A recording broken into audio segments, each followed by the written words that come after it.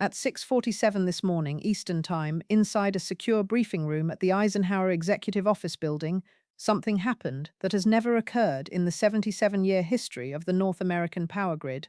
Donald Trump, in a private meeting with energy advisors and Pentagon officials, threatened to weaponize electrical infrastructure against America's closest ally. The words he used, according to three people who were in that room, were not diplomatic suggestions or negotiating tactics. They were explicit threats to disconnect critical power transmission lines that supply electricity to 3 million Canadian households across Ontario and Quebec. I need you to understand the weight of what I am about to tell you, because what happened in that briefing room this morning isn't just a diplomatic crisis. It is a stress test on whether the international agreements that have kept North America stable for 8 decades can survive when someone decides treaties are merely suggestions. If you care about what happens to the continent over the next 96 hours, you need to subscribe to this channel right now and turn on notifications, because the timeline ahead will determine whether the carefully constructed energy security architecture that powers modern civilization can withstand this level of reckless improvisation. Here is what we know. 3 independent sources, 2 from inside the Pentagon briefing team, and 1 from an energy advisor who has worked with the administration since January 2025, have confirmed to us the exact sequence of events. The meeting was scheduled as a routine energy security briefing, standard protocol for reviewing cross-border infrastructure vulnerabilities. According to the official minutes, which were transmitted to my source less than 6 hours ago, the session was supposed to last 45 minutes, covering seasonal demand projections and maintenance, schedules for the 17 major transmission interconnections linking the United States and Canadian electrical grids. Instead, it lasted 2 hours and 11 minutes, and it ended with Trump issuing what one source described as the most dangerous directive ever given regarding critical infrastructure. The evidence here is not speculation. Flight tracking data, which anyone can verify through publicly available monitoring sites, shows that 2 senior officials from the Federal Energy Regulatory Commission departed Washington Dulles at 11:23 this morning on an emergency flight to Ottawa. That doesn't happen for routine consultations.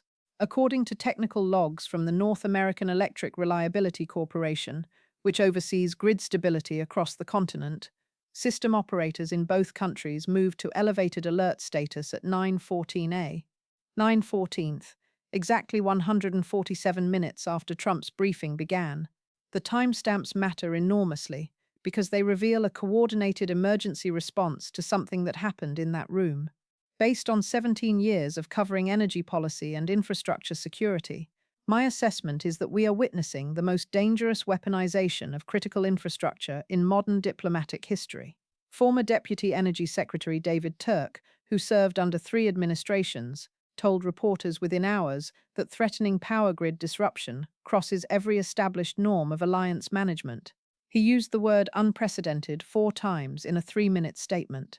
Professor Jennifer Martinez, who teaches infrastructure security at the Fletcher School of Law and Diplomacy, explained that the legal mechanisms governing cross-border electrical transmission, foundational treaties that cannot be unilaterally suspended without triggering cascade failures across multiple international agreements. What I am about to tell you is not speculation. This is reconstruction based on direct knowledge from people who were briefed immediately after that meeting ended. Now let me show you exactly what happened and why the next 72 hours will determine whether the North American alliance survives intact. Here is what the timeline reveals, and every single detail matters because this did not happen in isolation. This was a cascade of provocations, miscalculations, and one 3-word response that may have changed everything. Let me walk you through exactly how we got here, because the sequence matters enormously. Tuesday, February 25, 2025, at 2:14 p.m., Trump holds a press conference in the Rose Garden announcing new tariff threats against Canadian steel and aluminum imports. The language is standard Trump trade rhetoric, aggressive posturing designed for domestic political consumption.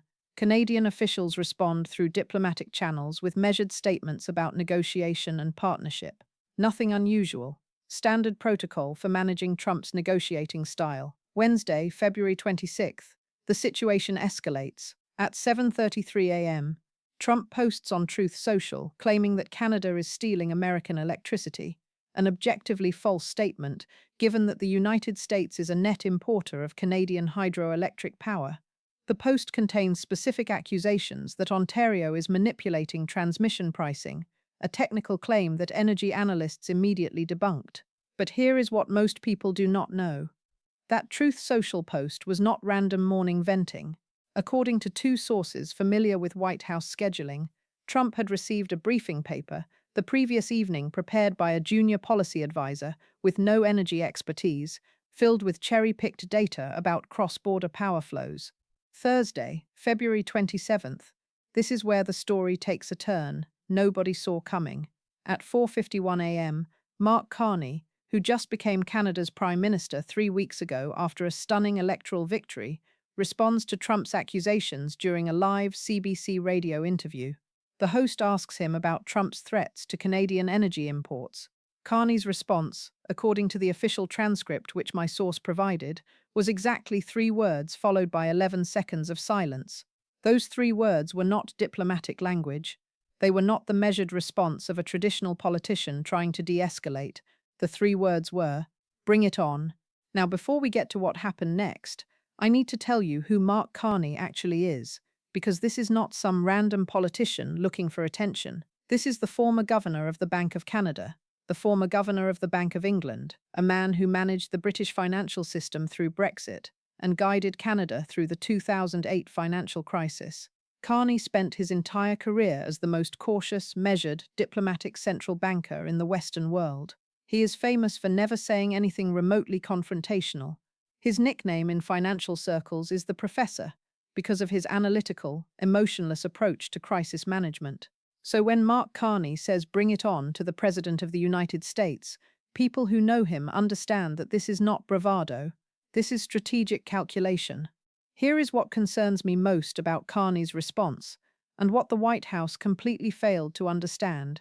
Within 4 hours of that CBC interview, Carney convened an emergency cabinet meeting in Ottawa. According to sources inside the Canadian government, that meeting lasted 6 hours and 17 minutes. They were not discussing how to apologize or walk back Carney's statement. They were activating contingency plans. Canada has been preparing for this scenario since Trump's first term. They have detailed operational frameworks for managing electrical grid independence, alternative trade routes, and economic decoupling strategies that most Americans have no idea exist. If you're finding this valuable, hit that like button right now, because this story is about to get significantly more complicated, and you'll want to be here for all of it.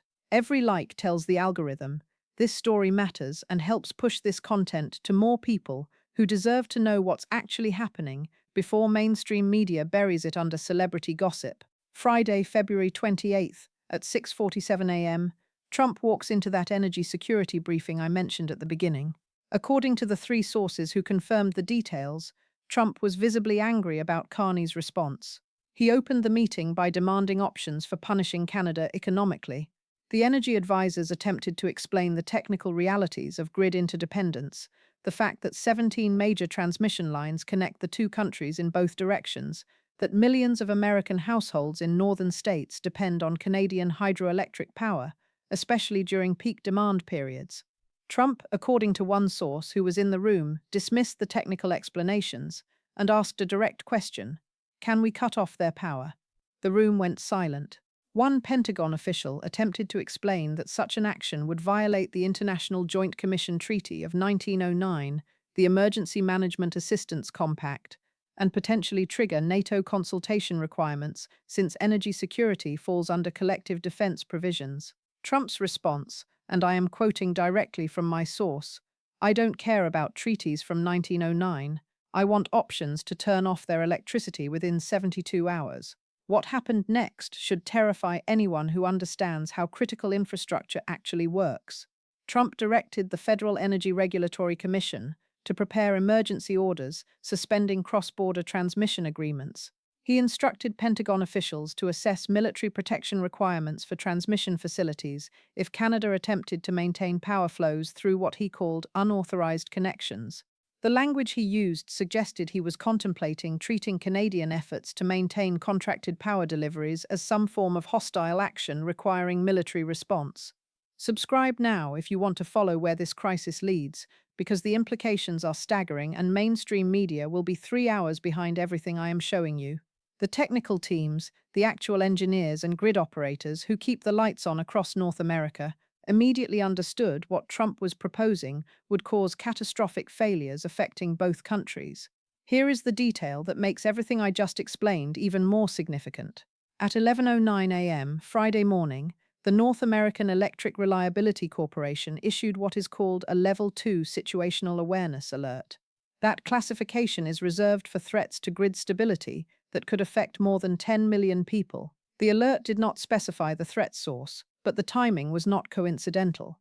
Grid operators across the continent were being warned that something unprecedented was developing that could require emergency protocols. At 1:47 p.m., Mark Carney held a press conference in Ottawa. This was not a standard diplomatic statement.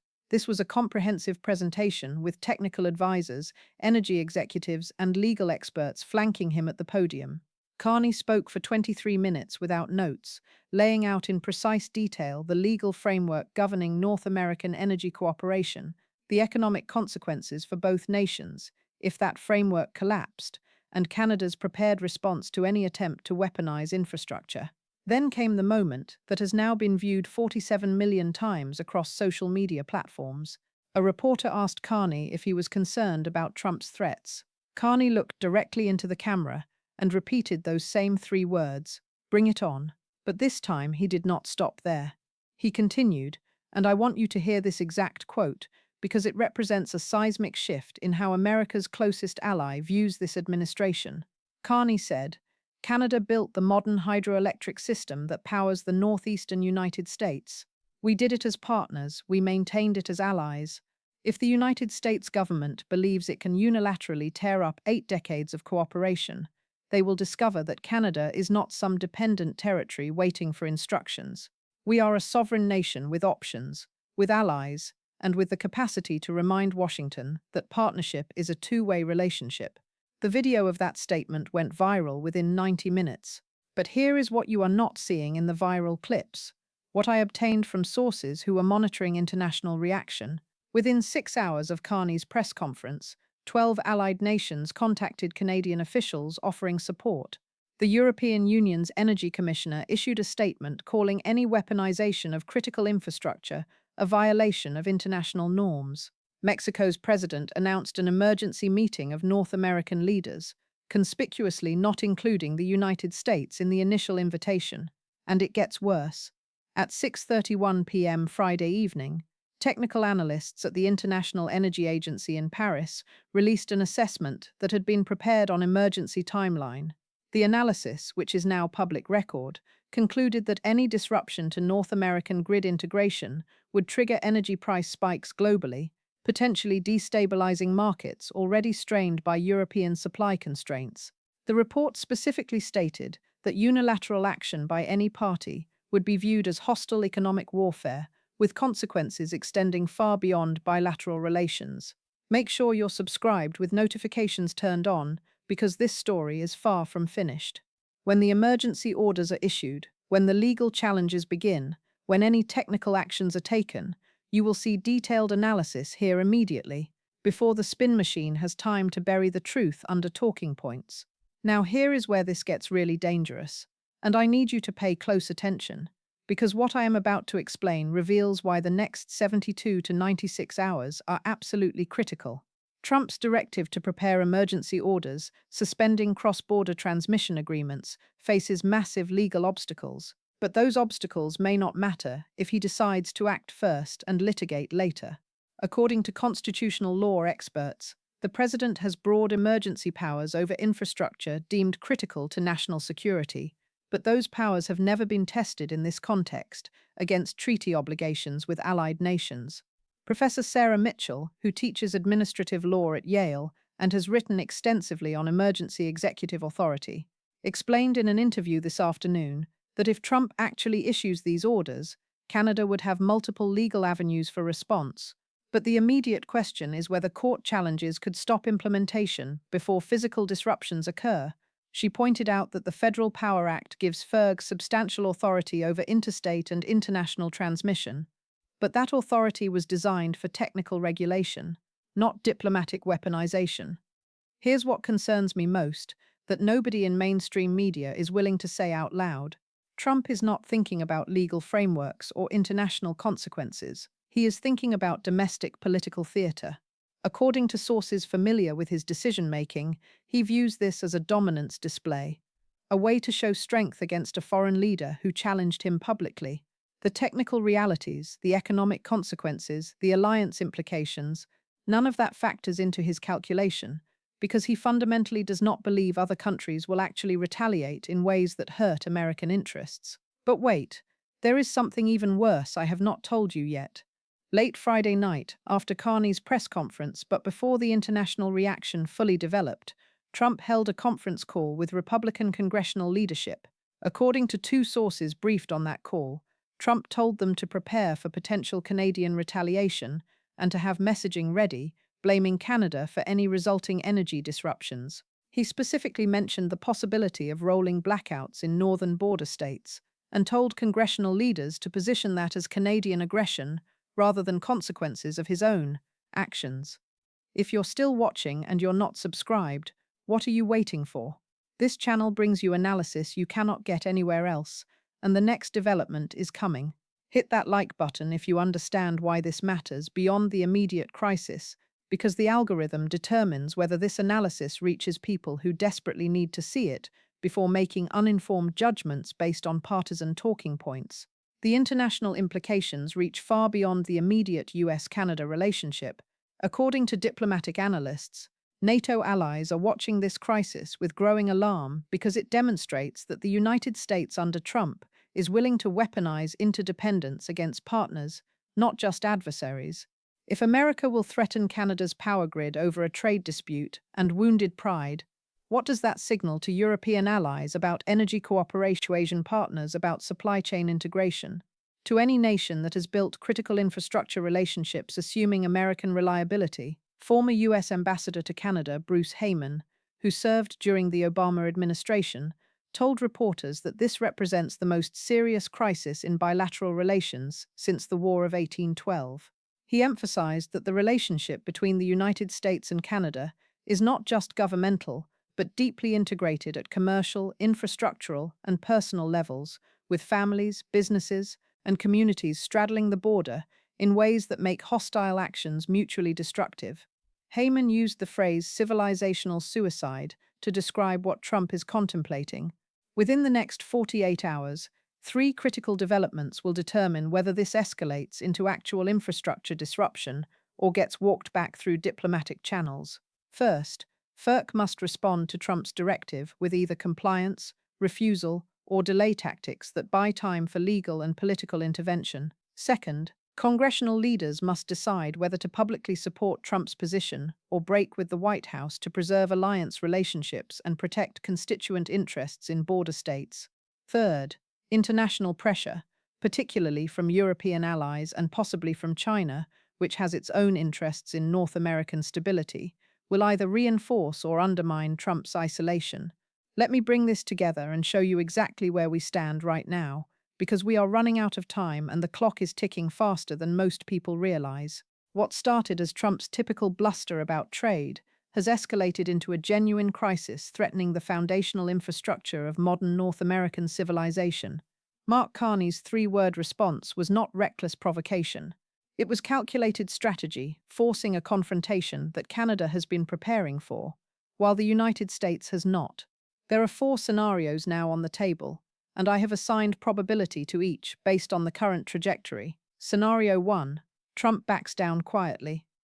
Probability. Quince Porciento. In this outcome, behind-the-scenes pressure from congressional Republicans, corporate interests dependent on stable energy markets, and Pentagon officials concerned about NATO implications convinces Trump to drop the threat without public acknowledgement. The crisis fades through bureaucratic delay and distraction with other issues. The problem with this scenario is that it requires Trump to accept being publicly challenged by Carney without visible retaliation, something his entire political identity is built to prevent. Scenario 2. Negotiated de-escalation with face-saving compromise. Probability. 35%. This is the most likely positive outcome. Canada offers some minor concession on trade or energy pricing that Trump can claim as a victory, while the infrastructure threats are quietly withdrawn. Both sides declare success and move on. Carney gets to maintain his strong positioning while avoiding actual disruption. Trump gets to claim he forced Canada to bend. The stability returns, but the underlying vulnerabilities remain exposed. Scenario 3. Limited implementation with immediate legal and political crisis. Probability 40%. This is the scenario that should genuinely concern everyone. Trump orders FERC to suspend specific transmission agreements. Canada immediately files legal challenges while preparing technical countermeasures.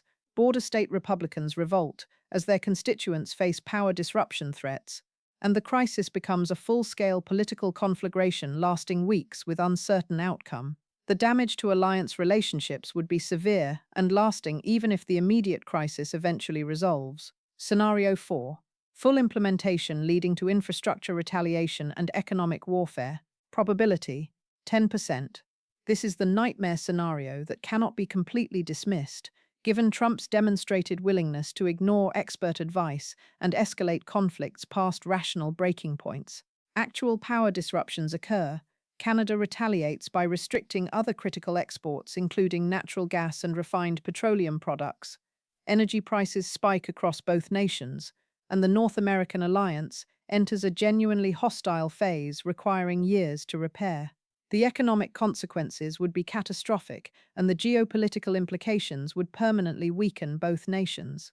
But here is why this matters beyond this one crisis, beyond Trump's remaining time in office, beyond even the immediate US-Canada relationship. What we are witnessing is a stress test of whether international cooperation built on decades of mutual benefit and institutional trust can survive leadership that views treaties as weaknesses, allies as adversaries to be dominated. The North American power grid is not just infrastructure. It is a physical manifestation of the idea that shared prosperity requires shared vulnerability, that genuine partnership means accepting interdependence, that civilization advances through cooperation, not domination. So what can you actually do about this? Because I know a lot of you are watching this feeling powerless, wondering if there is any way to prevent what seems like inevitable escalation. Here is how you make your voice heard. Contact your congressional representatives, especially if you live in border states dependent on Canadian energy. Their offices need to hear that constituents understand the consequences and oppose weaponizing critical infrastructure for political theater. The phone numbers and email contacts are publicly available through the House and Senate websites. Second, share this analysis. Not because it helps my channel, though it does, but because the public conversation right now is dominated by partisan talking points that completely miss the technical realities and long-term implications. People need to understand what is actually at stake before forming opinions based on manufactured outrage and nationalist rhetoric. Third, follow the technical developments, not just the political theater. Pay attention to FERC statements, grid operator alerts, and energy industry analysis. The real story is not Trump's tweets or Carney's press conferences. It is whether the institutions designed to prevent catastrophic mistakes can withstand political pressure to commit those mistakes anyway. Subscribe to this channel right now, because in the next 72 hours, everything could change, and I will be the first to bring you the breakdown before anyone else understands what just happened.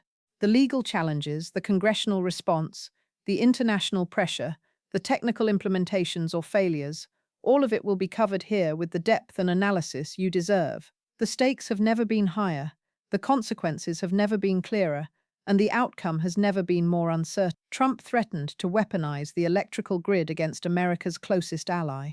Mark Carney responded with 3 words that may have changed everything. The next 96 hours will determine whether institutions designed to prevent exactly this kind of reckless escalation can still function when leadership actively seeks confrontation over cooperation. Drop a comment below.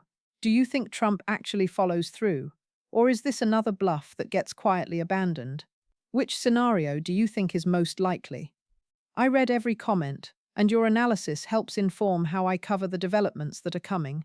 This is history unfolding in real time, and what happens next will echo for decades.